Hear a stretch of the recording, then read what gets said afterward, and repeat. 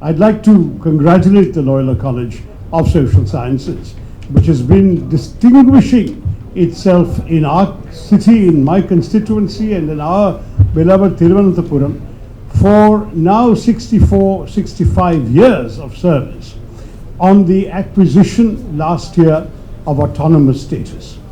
This is an extremely prestigious matter because only the colleges with the highest levels of accreditation from the NAAC, in their case they have an A++, I think, a double plus, and on top of that an overall reputation for academic excellence, plus the facilities and the campus to justify it, would be granted such a status. I was, during my brief stint as a Minister for Education in the UPA 2 government, a strong advocate of autonomy in order to recognize the excellence of institutions like the Loyola College. And one of the things that I was very proud of, both as MP and as Minister, was how effectively Loyola College not only produced consistently impressive results and offered an extremely effective range of courses, but they also chose to accommodate people from the lowest strata of our society, the poorest communities around, and integrated them to give them access to the highest quality of education.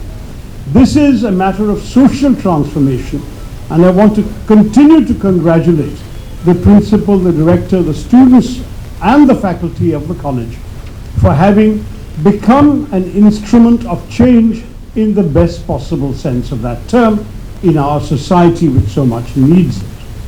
Now, what is interesting in addition to the autonomous status is that Loyola has already decided to use their extra freedom to do a couple of things that I have been a very strong advocate of for many years in my involvement in education.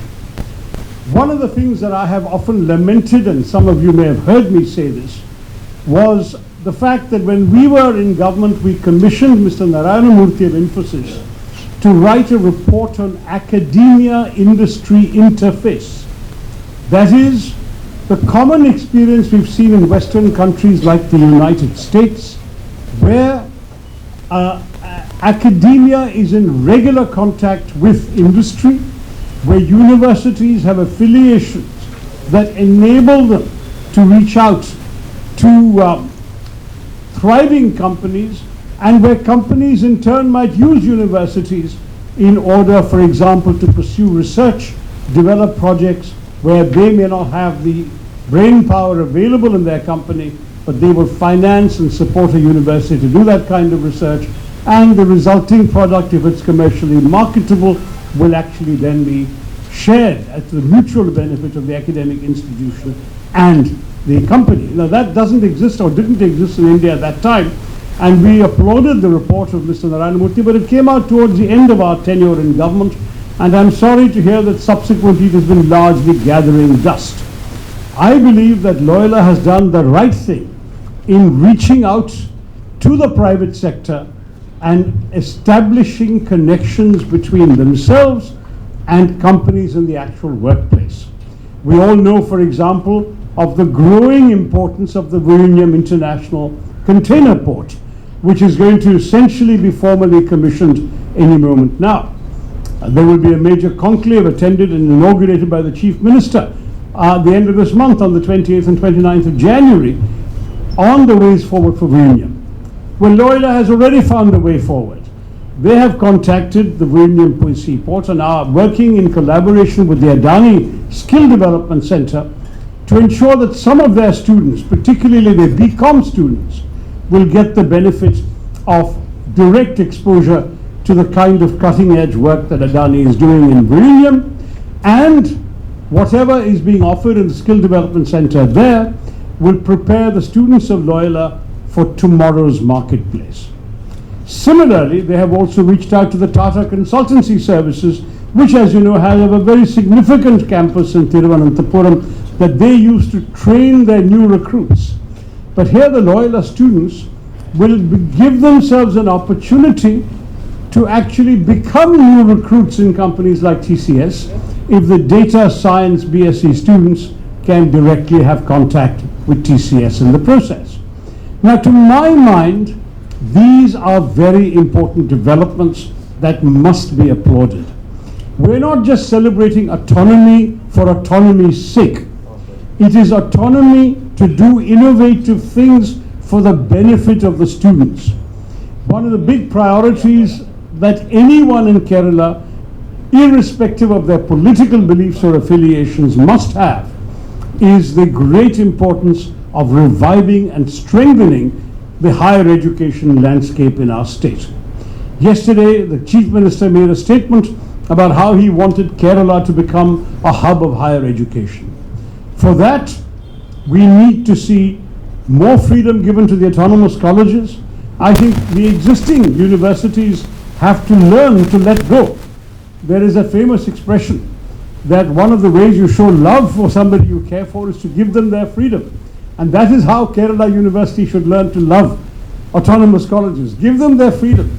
Let them develop their own ways of doing things, their own curricula, their own ways of teaching their curricula, their own approaches, their own connections to the industrial sector, the private sector. Because ultimately the objective ought to be that a degree from Loyola then becomes sought after, first of all by Malayalis who need to enter the workplace, who are looking at the moment for jobs outside our states because they don't have such opportunities in our state. So we are doing this also for our own state. But secondly, perhaps one day we can fulfill the Chief Minister's dream and become a hub that attracts students from elsewhere to come to our state as well. But we won't do that unless we give genuine autonomy to colleges like a college as deserving as the Loyola College of Social Sciences in Thiruvananthapuram. I'm going to stop there because I don't want to take too much of your time, but I'll be happy to answer your questions. Otherwise, ചോദ്യങ്ങൾ മലയാളത്തിൽ ഉണ്ടെങ്കിൽ അതിന് മറുപടി പറയാൻ തയ്യാറാണ്.